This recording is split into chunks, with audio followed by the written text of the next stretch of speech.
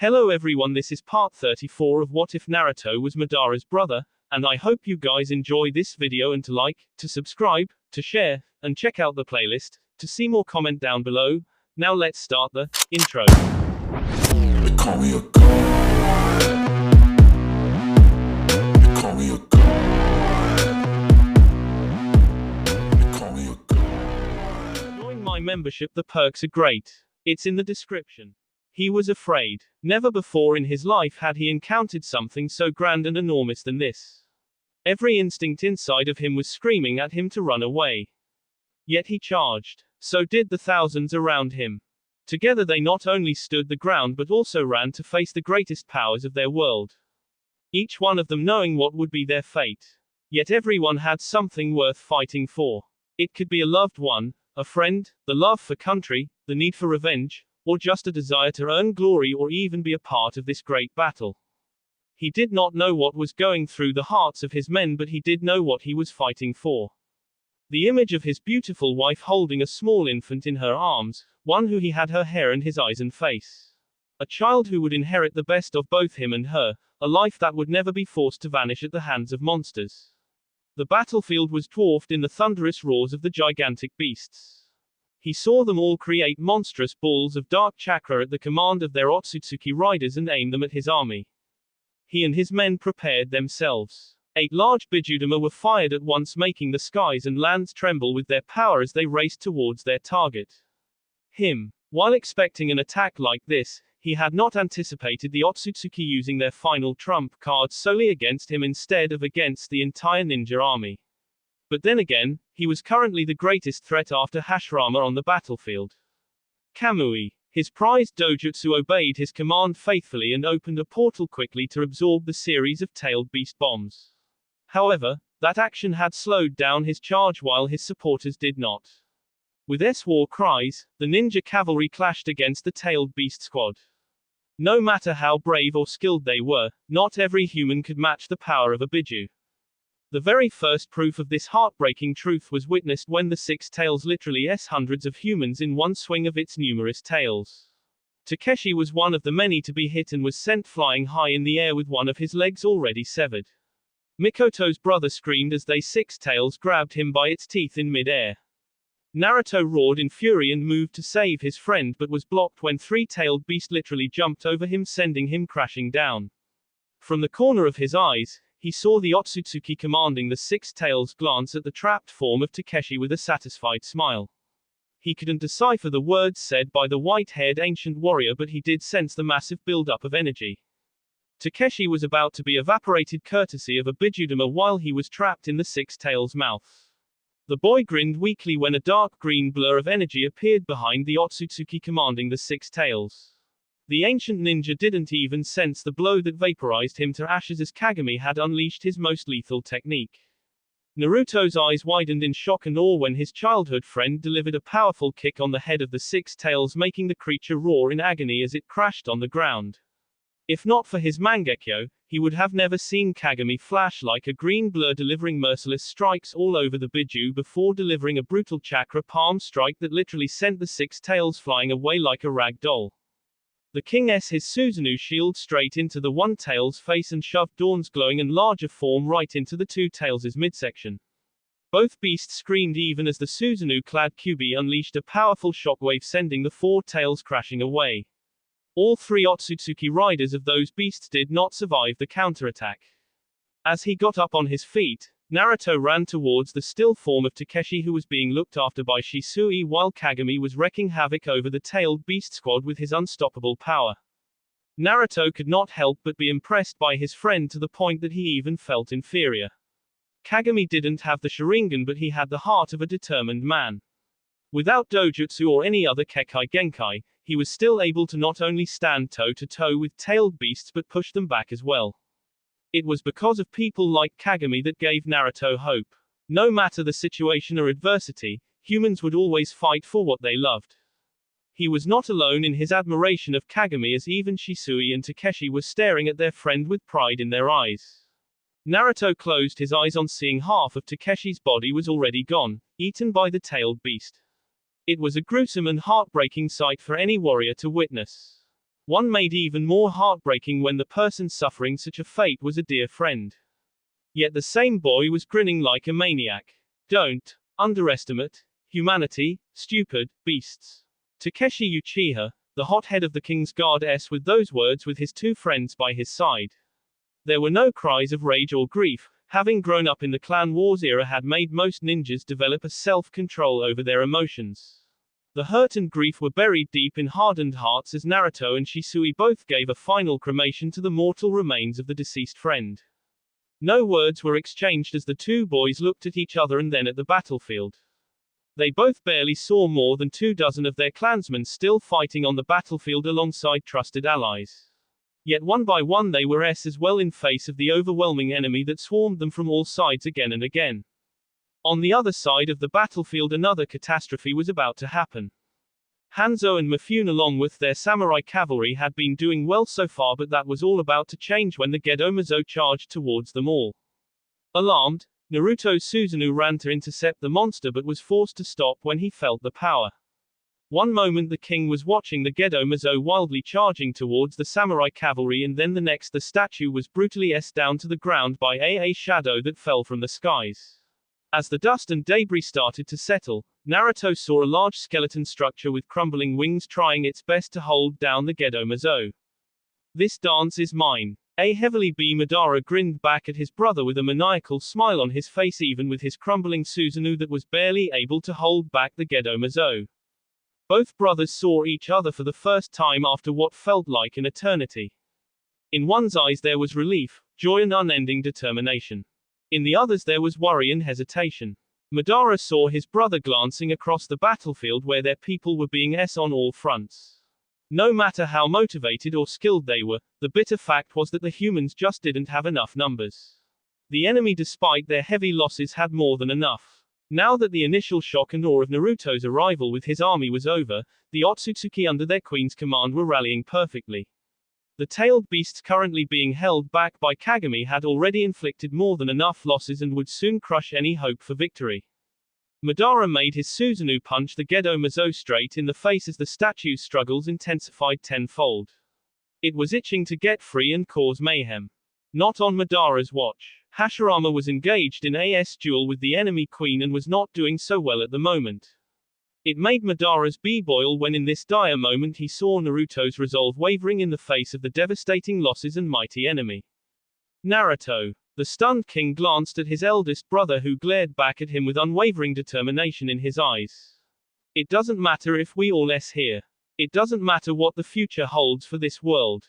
It doesn't matter if there is no hope, yelled Madara fiercely, even as he ignited the flames of Amaterasu on the face of the Gedo, making the statue scream in agony. The eldest Uchiha vomited blood from his mouth, eyes and his numerous wounds. He had not recovered from his battle against the dragons and the enemy queen, with his wounds catching up. He sensed the statue's power and it was more than his own. Maybe if he was at full strength. It didn't matter. His brother looked shaken and disheartened with the brutal death of his friend. If Naruto lost hope here in this darkest hour, then they were already defeated. All we can do, all anyone can do, is just one thing, roared Madara in pain and anger, as the Gedo headbutted against his Susanoo, making him crash backwards. Madara grabbed the statue's legs, making it crash again, thereby saving hundreds of samurai from being Yet the Gedo only got more angrier and started brutally kicking Madara's crumbling Susanoo. The Hokage's command was heard not just by his brother but by every human across the battlefield. Fight! A primal scream echoed across the land as the dragon-headed Susanoo roared once more. Tajima saw thousands of warriors led by many Otsutsuki officers charging towards his youngest son. Madara and Hashirama along with every heavy fighter were already fighting their own desperate battles. On the other side, Kagami was finally starting to slow down as his body started to fall apart from the unbearable pressure. The tailed beasts looked badly beaten but still in the fight. The only one capable enough to subdue them once and for all was one person. Shisui's fierce cry rallied every nearby ninja. Protect the king. Dozens of nearby samurai warriors were the first to obey the command as they valiantly charged straight into thousands of warriors and their Otsutsuki commanders. The cavalry was very small and was instantly overwhelmed as the S jumped over them, but the intervention bought time for the ninjas led by Shisui to intercept a quarter of the enemy forces charging towards the king. Shisui himself led the charge and plunged his ancestral holy sword clean through the first Otsutsuki's heart. "What the hell are those idiots doing?" asked Dane in shock. Tajima glanced on the eastern front where another large contingent of enemy forces were trapped in a strong barrier held by Uzumaki ninjas led by Mikoto, Kakashi and Danzo. The three members of Madara's guard barely had 4 dozen allies with them, and yet they had went ahead in their move to trap the enemy for as long as possible. The S trapped inside the barrier screamed furiously as they charged at the handful humans in waves on the command of their Otsutsuki. "Doing what is necessary," answered Tajima grimly, knowing very well that every ninja in that barrier would never survive their last stand. "The plan," argued Dane, receiving a sharp look from Tajima, "is F. Whatever advantage we had is now gone and the enemy is surrounding us. It's fight or S. I say we give these Otsutsuki bastards all the hell they deserve," decided Tajima. Tajima raised his sword and charged forward with Sakumo right by his side. Even Sasuke Sarutobi joined them, leading every warrior left alive to follow after the veterans. Dane could only sigh in defeat as he charged after them. "F Uchihas. Always so troublesome," thought the Nara head, as he and his few clansmen unleashed their shadow binding technique to trap as many enemy as they could.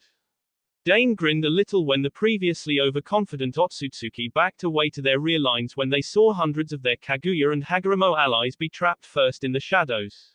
The handful Uchiha and Hitaki still alive had nothing more left to lose as they charged forward and dozens of enemies mercilessly under the leadership of Tajima, Sakumo and Sasuke Sarutobi. The Nara leader heard a horrible scream and was satisfied when the rampaging Seven Tails that was about to pummel AS Kagami was surrounded in numerous space portals that opened up all around it. The beast had large parts of its massive body sucked into the portal violently, but before it could be absorbed quickly the portals was closed. The Seven Tails was blasted to pieces, unable to survive the violent exposure. Before anyone could even digest the gruesome they all saw their king charge towards a wounded One Tails that was recovering from its wounds inflicted by Naruto himself. The beast only had time to blink before the glowing sword of the Susanoo took its head off. Naruto and Kurama both fought back their screams as they were shrouded in dangerous dark energy of the deceased One Tails. Ka Biju in such a violent manner was bound to unleash the enormous energy stored in its form. With the Seven Tails such exposure was controlled as most of the dark energy was sucked in the portal, but creating such a move again was next to impossible. Certainly not when the remaining Biju had realized the threat and were now all charging towards the Susanoo. "You call this is AF winning strategy?" asked Kurama in disbelief. "Stop whining. Besides, it was your idea to K your fellow brothers and sisters," yelled Naruto irritatedly, as he prepared his Susanoo again as it had cracked deeply in various spots due to the violent energy explosion caused by the One Tails E. "It's the only way to stop them. They'll reform again in a few years, but what's more important is that we need to free them from Otsutsuki control. There is no time to figure out how to undo the ceiling holding them as S. I don't like this, but it is necessary," confessed Kurama sadly. Naruto glanced across the battlefield where his people were paying the ultimate price just to stop the S from getting in his way. At this rate, even if by some miracle they won, there won't be anyone left to enjoy that victory. "What do you need?" asked the fox warily. The joining of Susanoo had involuntarily given him a small connection to Naruto's heart and mind. What the beast felt right now made him very worried. "Help my people." Before the Biju could say anything, the Susanoo broke the joint connection to now stand in front of it. There was a bittersweet smile on Naruto's lips even as the remaining 7 Biju glared at him. He looked back at his childhood friend, and this time there was no doubt in his eyes, for he had made his choice. "For a long time my people have believed your kind to be nothing but destruction and source of power. Now that opinion will only worsen. If there is to be any hope for man and beast to live together in harmony, then you must create that hope. For all of us," requested Naruto. Kurama could only glance at his friend with even more sadness in his eyes as he realized what the boy was doing. "Naruto, no, you will do this. It is your mission from me. To be honest, I have failed on many fronts, and yet my brother is right. All I can do is fight for the future of my people. I couldn't save my daughters, but for the sake of my unborn son. I will give it my all so that one day he will have a world to live in, decided Naruto, as he made his Susanoo raise its sword. Kurama glanced at the battlefield and saw dozens of skirmishes where his assistance was desperately needed. Together, he and Naruto were a powerhouse, but the need of the hour was for them to split up and save as many as they could. His friend understood it better than Kurama ever could, yet it did not stop the beast from giving the young king a warning glare. If you get yourself K. Naruto smirked as the tailed beast charged at him all at once. Wars are won by K, your enemy. I intend to do just that, albeit much more smartly. Kurama tensed when with those words Naruto charged forward in his powerful Susanoo. The Biju were all approaching at dangerous speed with menacing balls of energy already being formed in their mouths to vaporize the king once and for all. The fox was quite surprised when Naruto made his Susanoo glow so brightly that it momentarily blinded nearly everyone on the battlefield, including the tailed beasts. By the time the light finally s down, 2 more screeching sounds were heard and Kurama along with every person on the battlefield were left speechless when the monstrous Susanoo beheaded the 2 and 3 tails with its ethereal sword. The 2 beasts were before they even realized what hit them. The sudden released a sea of dark and poisonous energy, but Naruto had already opened several dark portals that were sucking away that energy, thereby saving any nearby humans from a gruesome death. Yet even with 4 tailed beasts now there was still another 4 left and they were mad. Kurama flinched when the 4 tails bit Naruto's Susanoo from behind, even as the 5 tails and 6 tails their massive tails on the Susanoo's exposed flanks. The 8 tails delivered a series of devastating strikes with its tentacles and the 2 tails jumped in the air before delivering a roundhouse kick over the Susanoo's head. The 9-tailed fox saw his only human friend scream in horrible pain as he was swarmed and attacked from all sides. He was about to disregard his friend's prior order and go to his aid when he saw Madara's Susanoo crumbling rapidly. The eldest son of Tajima was on his final legs and was the only thing standing between the mad Gedo Mazo and the samurai cavalry that was fighting under Hanzo and Mifune. If that cavalry was wiped out, then the battle would definitely be over. It was one man's life against those of thousands. Kurama's gaze connected with Naruto and he saw the boy give him a firm nod even as the tailed beast holding him started forming Bijudama all around him. Tears fell from the Biju's eyes, but he steeled himself and turned away from his friend. Naruto grinned weakly when he saw Kurama roar and charge straight towards the Gedo Mazo. The ghastly statue felt the approaching power and was met with the sight of the Kyuubi jumping at him. Both beast and statue crashed gracelessly on the ground, crushing the B of hundreds of Madara, despite his injuries, saw the golden opportunity and charged ahead. The first Hokage his Susanoo sword right inside the Gedo Mazo C, earning another terrible scream. Yet to the Uchiha's surprise, the statue didn't fall apart but only cracked. Madara grimaced as he now understood the sole way to defeat the statue once and for all. Without the statue, the Otsutsuki would be badly affected. Madara didn't know much about their plan, but he knew this statue was vital to their mission. Most of all, it was a power that could destroy the human army. It had to be destroyed. But it was too ancient and strong. It could not be killed by a man. Yet the same was not the case for a beast. He now knew what he had to do. He glanced at his trapped brother one last time even as the young king was about to be evaporated in a series of Bijudama. The gaze met and it was at that moment Madara gave a grim smile to his brother who returned the gesture. The first Hokage looked at the 9-tailed fox who probably knew what Madara wanted. Somehow the last words he said to Tobirama before his death was all Madara could think about and were the ones he said to the Biju before him. For our people. Kurama saw Naruto open up a massive dark portal all around him just as the tailed beast around him launched their final attack. The king was vaporized right before Kurama's eyes just as the remaining tailed beast was sucked into the dark portal. Tears fell from the Biju's eyes as he started to form its own Bijudama and set eyes on his final target. Madara trapped the Gedo Mazo completely with the crumbling form of his skeletal Susanoo. For the first time, the statue started struggling rapidly as it saw the Kyuubi forming its largest and most lethal Bijudama. It glanced at Madara only to see the Hokage smile at him victoriously. It saw the young Uchiha utter something just as they were consumed in a Bijudama. Tajima knelt before the wounded man lying before him. By all accounts he should be yet by some miracle Madara was still breathing. His pulse was weak and he was barely hanging on to life, but his heart still functioned. Looking in front of him, Tajima knew the reason behind Madara's survival even after being hit by a Bijudama. The young dragon. It still felt unreal for Tajima to even think of the powerful warrior king that his youngest son had become. A boy who had nothing went on to unite the world, brought nations to their knees, and now was all that remained between humanity's extinction. The same boy who had defeated tailed beasts on his own yet was now missing one of his two powerful eyes. A power he asked for the sake of his brother. Shisui had torn off a piece of his own attire and made it a rough eye patch that now covered Naruto's blind eye. Yet even with one eye there was a fire in the young king's eyes as he glanced at the few thousand of his people that had survived the carnage of a battle. The enemy army had shattered and fled the moment the Gedomazo was destroyed by the Kyuubi's Bijudama. The enemy's last hope, which were the tailed beast, was sealed in dark space by Naruto himself.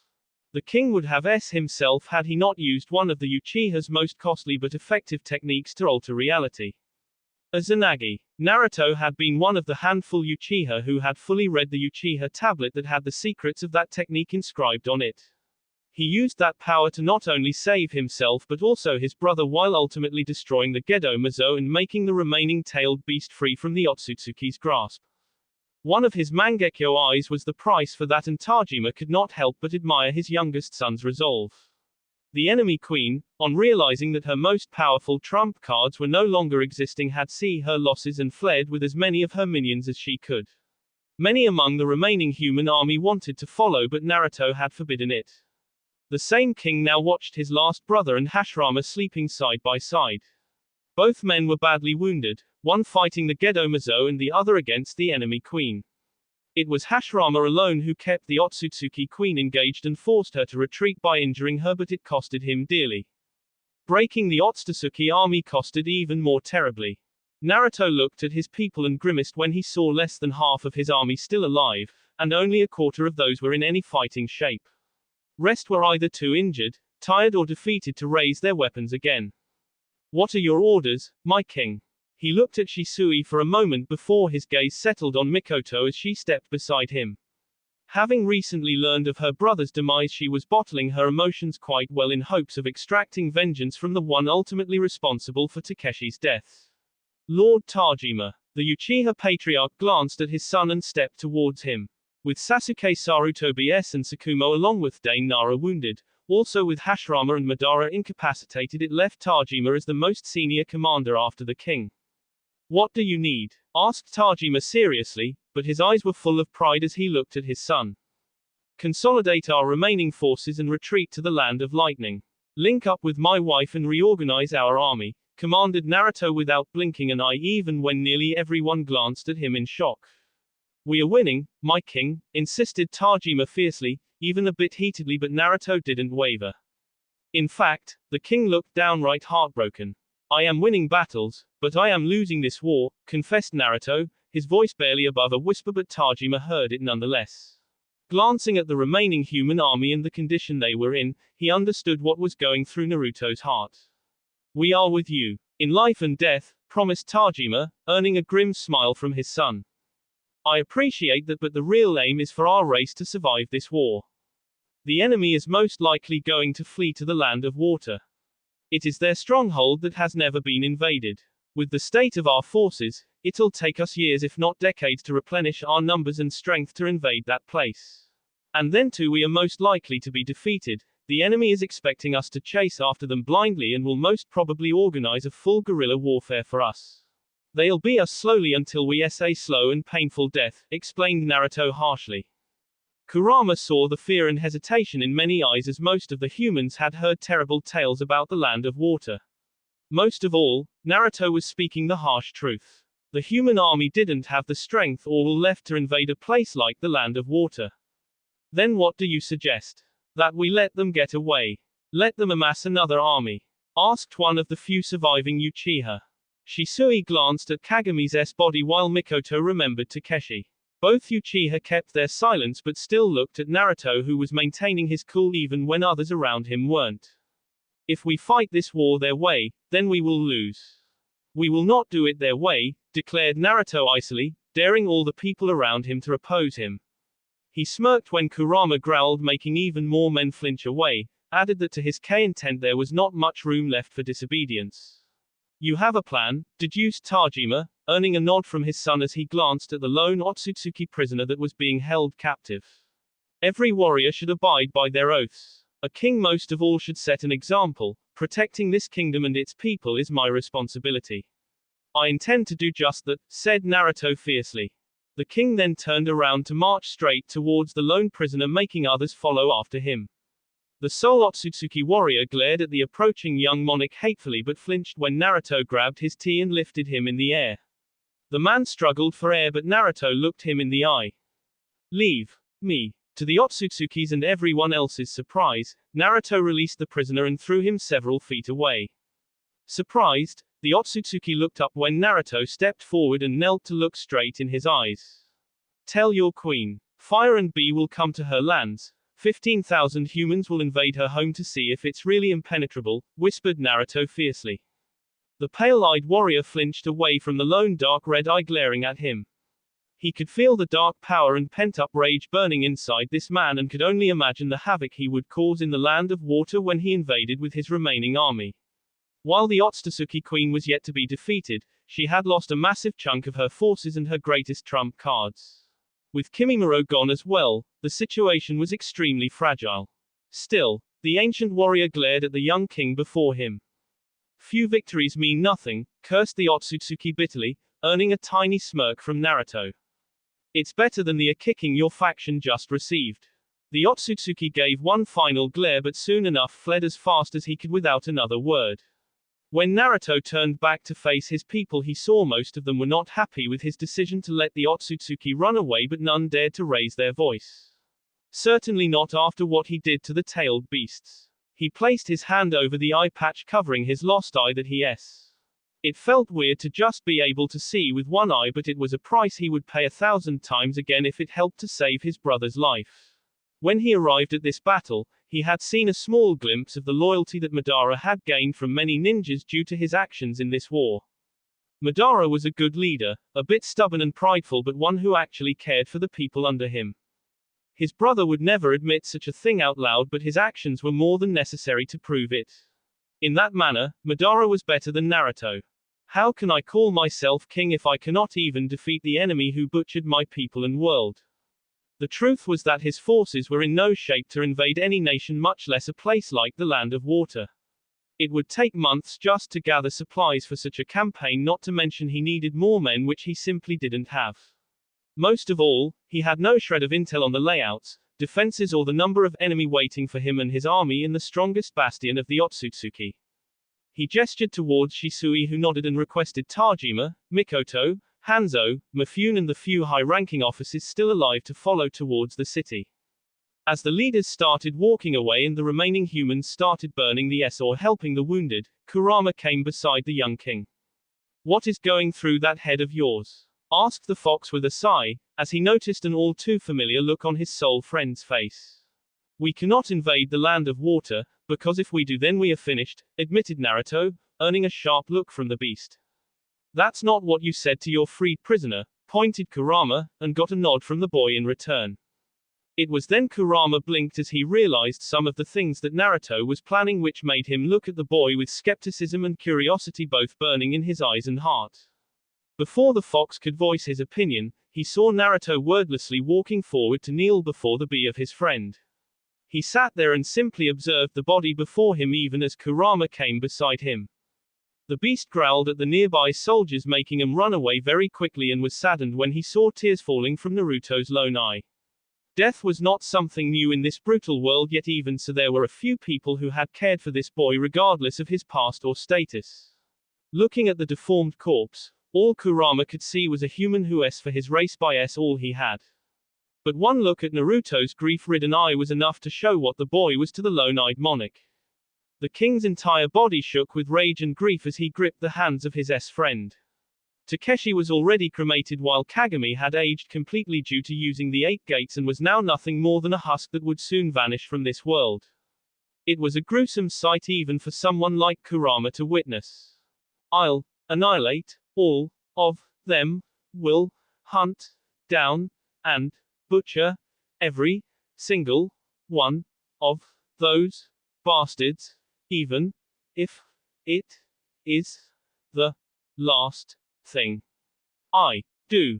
If the fierce hatred and grief in Naruto's voice was not proof enough of his anger, then the level of desire for revenge in that lone dark red eye was more than enough for Kurama to understand that the Otsutsuki Queen was going to be hunted down until either she and her minions were or. Kurama dismissed that thought as he looked at Naruto. Such a disaster was not an option, one that the beast would never allow even at the cost of this entire world. As the flames of Amaterasu started consuming the remains of the King's Guard member, Naruto stood still as a rock with tears falling from his eyes as another one of his friends departed from this world. Shisui observed Mikoto from the corner of his eyes. The girl was silently sitting in a corner surrounded by several dozen more ninjas on all sides.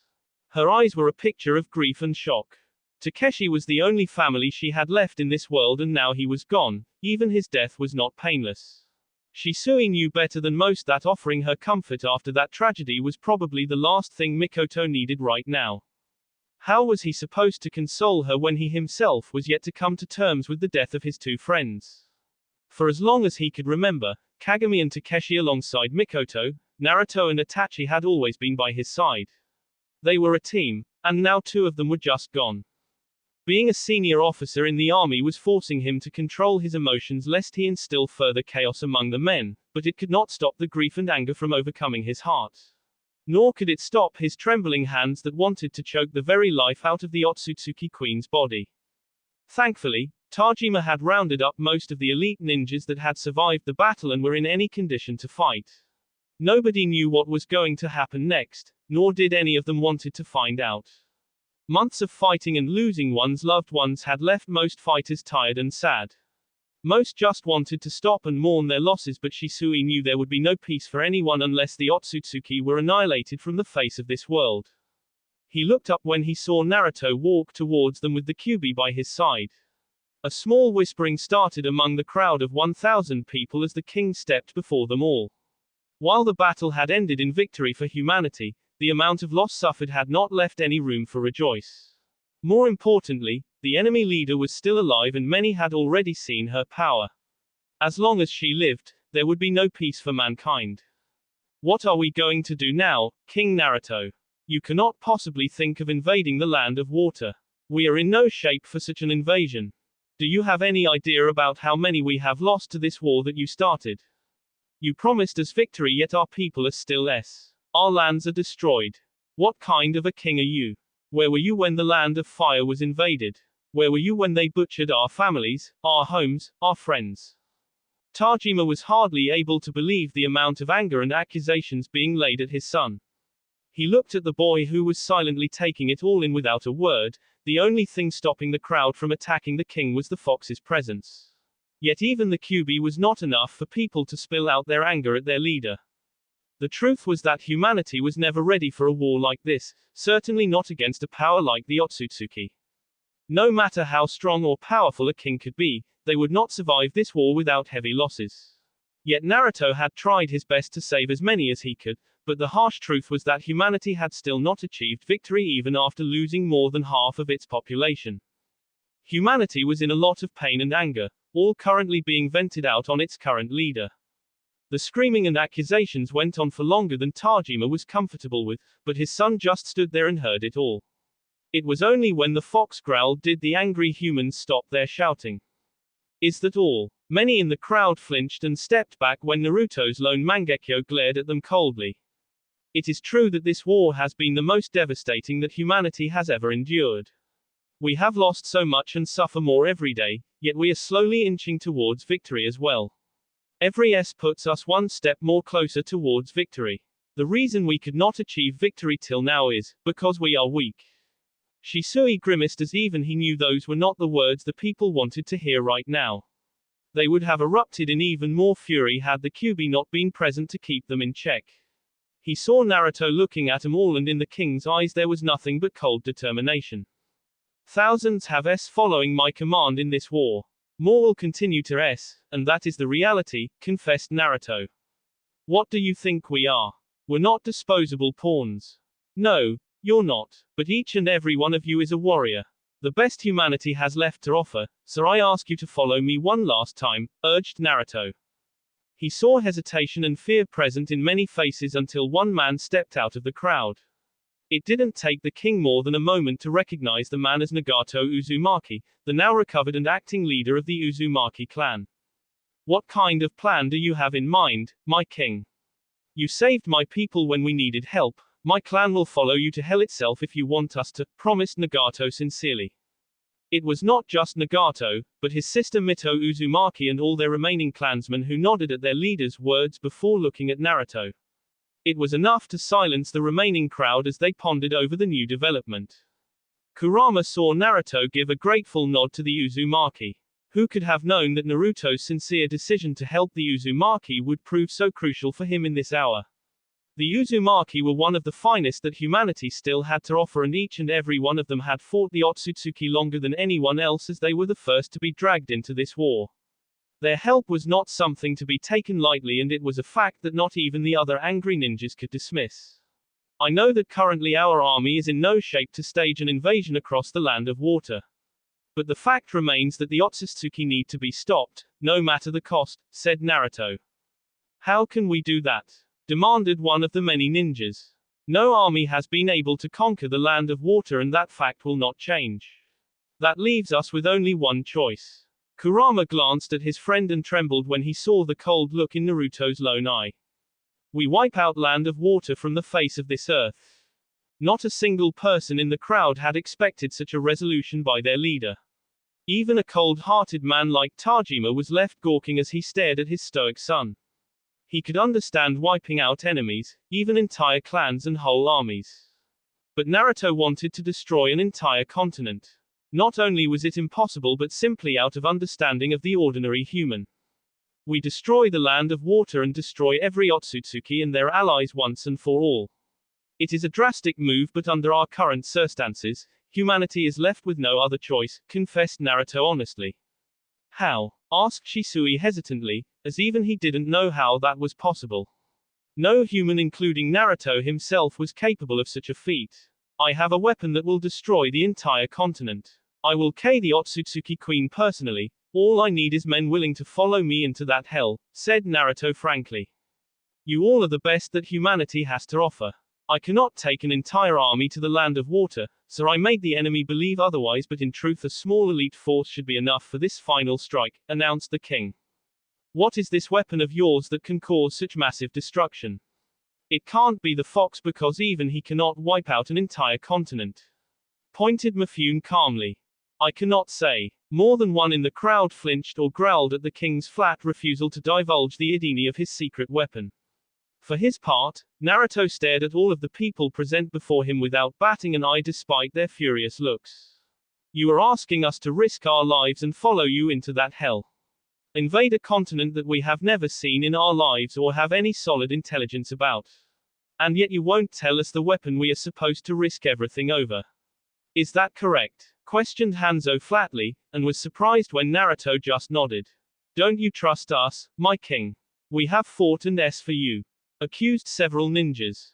For the success of this mission, I will not divulge this information. It is possible the enemy may have infiltrated their spies into our ranks. I have read reports of creatures named Zetsu that are capable of taking on the perfect appearance of another person. Maybe one of them is currently hiding among us and we still don't have a way to identify them. I have already risked a lot by revealing my deception to the enemy. I won't say anything more. This is the situation and the odds are not in our favor. Make no mistake, most of us, if not all, will in this mission. To be honest, I am asking you to commit I cannot even guarantee as to whether we will succeed or not. All of you have followed me faithfully and have so much. It is why I won't punish or force anyone to be a part of this, but I request you to stand and fight for humanity's future one last time, confessed Naruto. Pin-drop silence swept over the area as the reality of Naruto's plan started to sink into the elite fighters of humanity. As he looked at the fighters, Naruto could only imagine what could be going through their hearts and mind. He had not even bothered to summon the ordinary ninjas and fighters, for they were not suitable for such a mission. Even for the elite standing before him, it was going to be a difficult choice. You were too upfront about this, Naruto. I'll leave without you ordering them to join you, whispered Kurama disappointedly, only to receive an understanding look from his friend. There comes a point when people stop caring about orders or about anyone else. This war has brought us to that point. I have already asked all I could from my people. They have lost friends, family, their homes, even their very lives. Now I am asking them to do something that scares even me. I am asking them to the least I can do is give them a choice, answered Naruto calmly. I really don't understand you sometimes, Barker, sighed Kurama, making Naruto smirk. Does that count as a yes? Asked Naruto with a smirk, earning a tired sigh from his beast friend. You ask as if I have a choice, grumbled Kurama. The beast and the king grimly watched as dozens of people started leaving. Soon those dozens were joined by many others until it was hundreds of people leaving now that the king had given them a choice not to participate if they didn't want to. This war had made most people reach their breaking point and now all they wanted to do was rest. But there were others who remained steadfast and stared at their king. One of them was Mikoto, whose harsh and cold eyes burned with nothing but hatred for the Otsutsuki. She was one of the many who had lost everything in this war and wanted nothing more than to burn the ones who took her family from her. There were other loyalists like Shisui who had stood by Naruto no matter the situation. This situation was not any different as the leader of the King's Guard only gave a small smile to his friend which said all that needed to be said. Tajima beamed with hidden pride when he saw the last of his clansmen not leave and instead they all gathered around Shisui. The same was the case with most Senjus and every Uzumaki who too stood the ground despite knowing the odds. The three great clans that descended from the Sage of Six Paths were on the verge of extinction, yet they were standing together for the first time in history. For men like Hanzo and Mifune, it was a matter of choosing the way that would save their people. They both looked at the king and then at each other before sharing a nod. Watching their leaders standing the ground was more than enough for the honor-bound samurai to stand behind them as well. Long minutes passed as hundreds of humanity's best walked away until only a small crowd remained. Naruto stared at the 245 brave souls that had found the courage in their hearts to stand and follow him into hell itself. It was not to say that they were not afraid, but quite the opposite. Yet these same men, women, and even teenagers were standing the ground. He spotted so many familiar faces that gave him some hope. Shisui, Mikoto, Nagato, Mito, Hanzo, Mifune, Kakashi, Danzo, every last surviving Uchiha, Senju and Uzumaki alongside so many others. Tajima watched as a small smile arrived on his son's face. The king stepped before the 245 souls and looked them all right in the eye. Then let's hit them where they live. That will be all for this video. Be sure to like, subscribe, share, and comment down below for more videos. Goodbye.